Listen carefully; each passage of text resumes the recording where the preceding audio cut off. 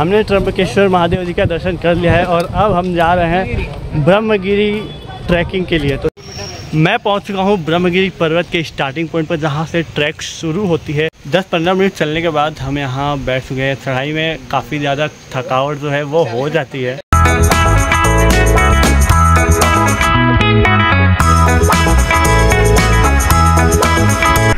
नासिक महाराष्ट्र का वो स्थान जहां पर भगवान श्री राम जी अपने वनवास के अंतिम कुछ वर्ष यहाँ बिताए थे।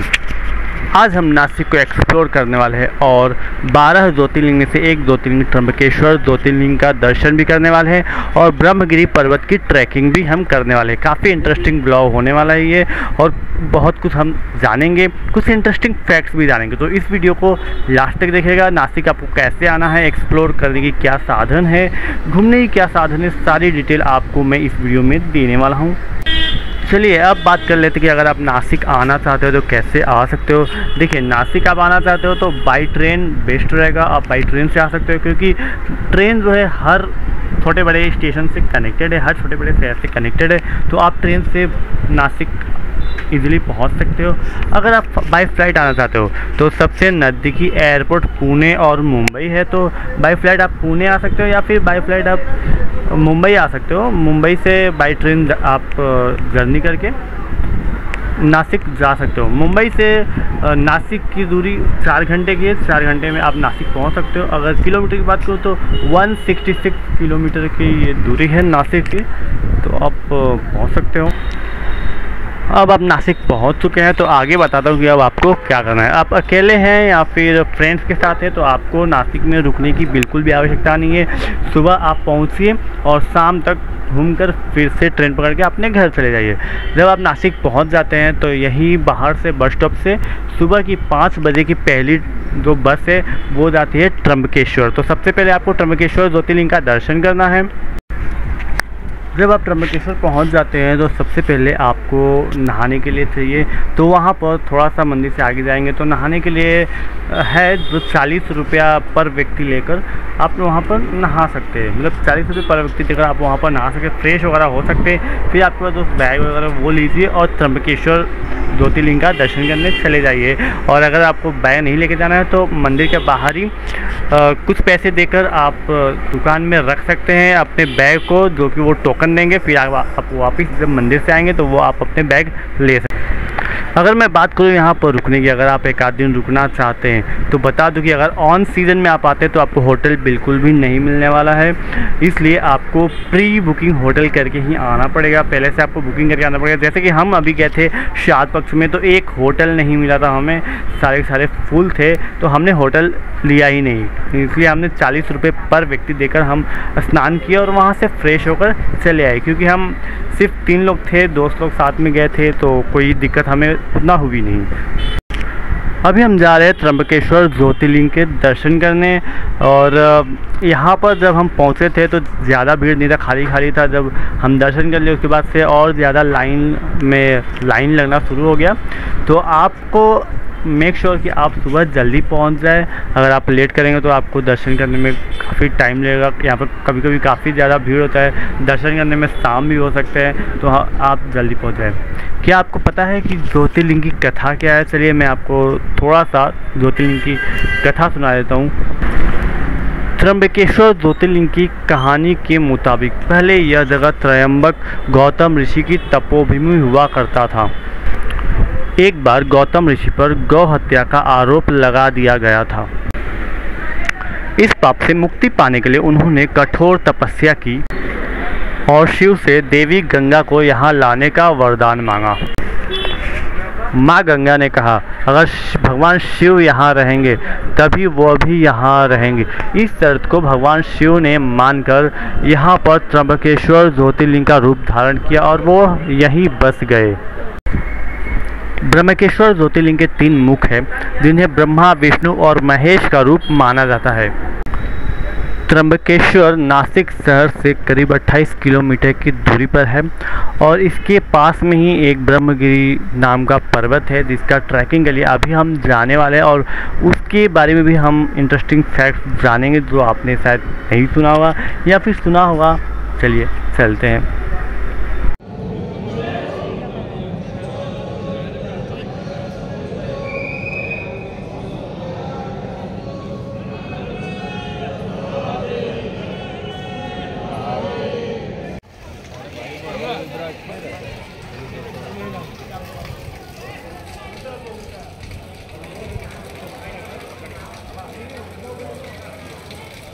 हमने त्र्यंबकेश्वर महादेव जी का दर्शन कर लिया है और अब हम जा रहे हैं ब्रह्मगिरी ट्रैकिंग के लिए। तो चलिए आपको भी सारी इन्फॉर्मेशन दूंगा कि आपके लिए जो ब्रह्मगिरी ट्रैकिंग है वो सेफ़ है या नहीं है, सब कुछ सारी इन्फॉर्मेशन दूंगा। लेकिन उससे पहले आप ये जान लीजिए कि आप यहाँ तक पहुँचेंगे कैसे। ब्रह्मगिरी जाने के लिए आप जहाँ भी जाते हो सबसे पहले आपको नासिक स्टेशन पहुँचना होगा। नासिक स्टेशन पहुँचने के बाद आपको ब्रह्मकेश्वर के लिए बस लेनी है और आपको ब्रह्मकेश्वर उतर जाना है। ब्रह्मकेश्वर मंदिर से 10 मिनट के वॉकिंग डिस्टेंस पर है ब्रह्मगिरी पर्वत, तो आप बाय वॉकिंग वहाँ से जा सकते हैं।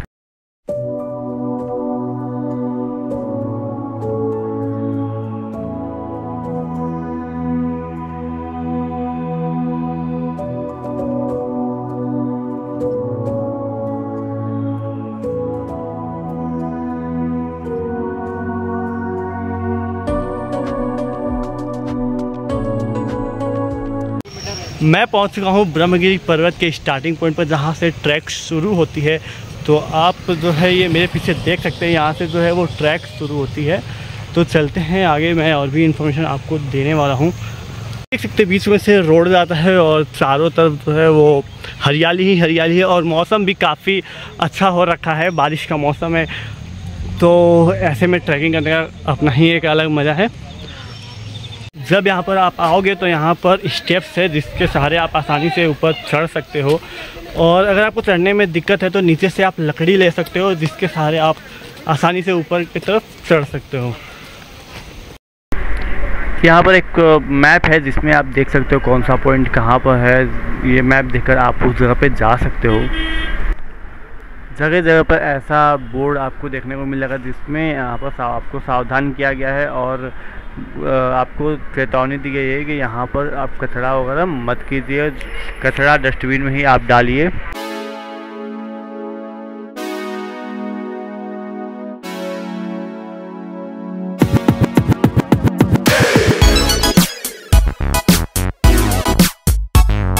दस 15 मिनट चलने के बाद हम यहाँ बैठ चुके हैं। चढ़ाई में काफ़ी ज़्यादा थकावट जो है वो हो जाती है और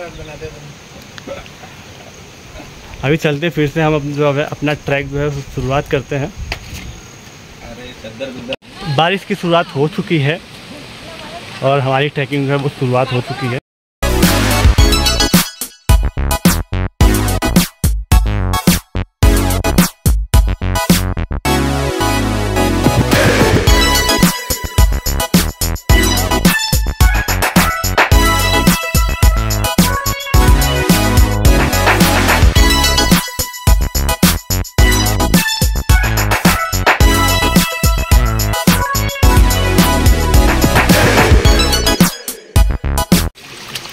यहाँ पर बारिश शुरू हो गया है और पानी लग चुका है इतना सा।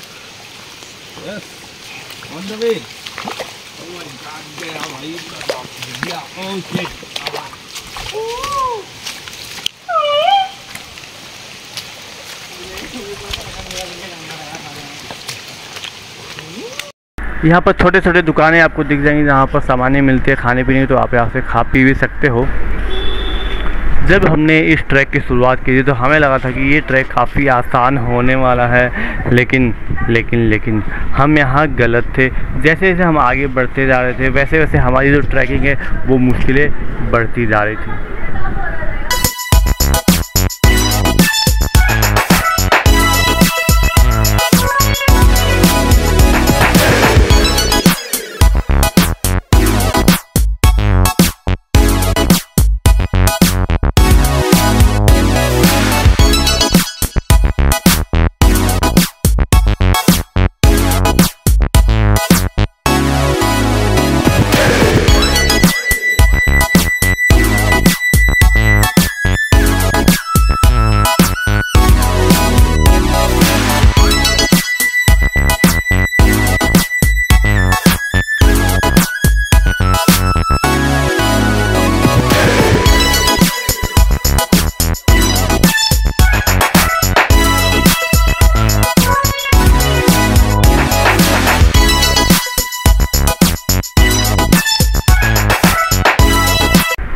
अभी हम सबसे टॉप पर पहुंच चुके हैं, जहां पर पूरा व्यू दिखता है पर्वत का और चारों तरफ फॉग ही फॉग है।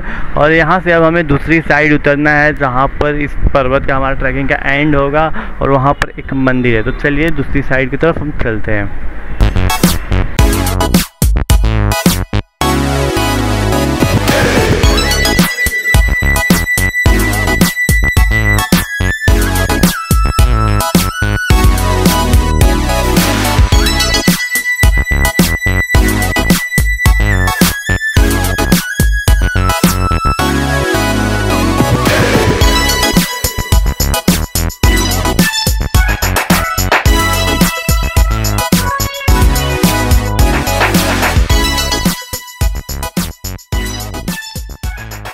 गंगा दक्षिणी भारताशी जसा लहान बच्चा जन्माला येतो ते लहानशे मोठं होतं, तसं हे गंगा गोदावरीचा बाल रूप आहे।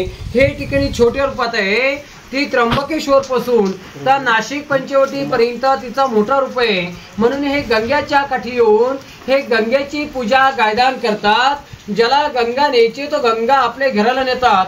परंतु हे देवा ठिकाणी पण पोथी पुराणामध्ये म्हटलेले, जो करीला ब्रह्मगिरी तया नाही यमपुरी, वाचे म्हणता गंगा गंगा सकल दोष जातील भंगा।